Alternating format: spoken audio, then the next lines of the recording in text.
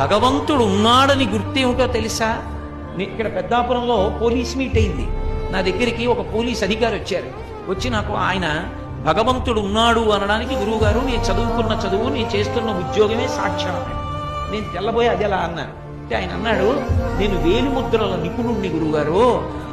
అమ్మ కడుపులో ఉండగా 4వ నెలలో వేలిముద్రలు ప్రారంభమవుతాయి. ప్రారంభమైన వేలిముద్రలు 6వ నెల వచ్చిన తరువాత బాగా ముద్రలన్నీ గట్టిగా ఆ వేళ్ల చివర ఏర్పడతాయి. అమ్మ కడుపులో 6వ నెలలో ఏర్పడినటువంటి వేలిముద్రలు మళ్ళీ ఎప్పుడు పోతాయంటే శవమైపోయిన తర్వాత కూడా పోవు.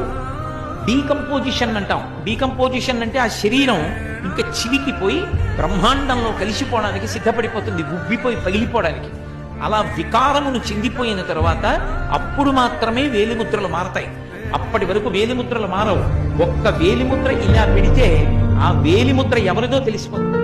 ఇంత చిన్న వేలు మీద గీతలు గీసినప్పుడు ఇన్ని కోట్ల మంది గీతలలో ఎవరికి గీసిన గీతలా ఇంకోటి గీతలు గీయకుండా గీయగలిగిన మహాశిల్పి ఒకడున్నాడు. వాడు లేకపోతే ఈ గీతలు ఎక్కడి నుంచి వచ్చాయి? వాడు ఉన్నాడనడానికి నువ్వు ఎక్కడికో వెళ్ళక్కర్లేదు. నీ వేళ్లు చాలు, వేలి మీద గీతలు చాలు. నేను ఎన్నో కాగితాల మీద ఎన్నో వ్రాతలు రాశాను. అవన్నీ నీళ్లు పడితే చింపిపోయాయి, తడిసిపోయి అక్షరాలన్నీ కూడా ఇక కనపడకుండా పోయాయి. కానీ పుట్టినప్పటి నుంచి చేయి కడుగుతూనే ఉన్నాను. ఏది ఒక్క గీత కడగబడిందా, పోయిందా? అంటే గీతలు గీసిన వాడు ఒకడు ఉన్నాడా? వేళ్ల మీద ఇన్ని కోట్ల మంది వేలిముద్రలు ఒకడికి ఉన్నట్టు రెండవ వాడికి లేకుండా సృష్టించిన వాడు ఒకడు ఉన్నాడా?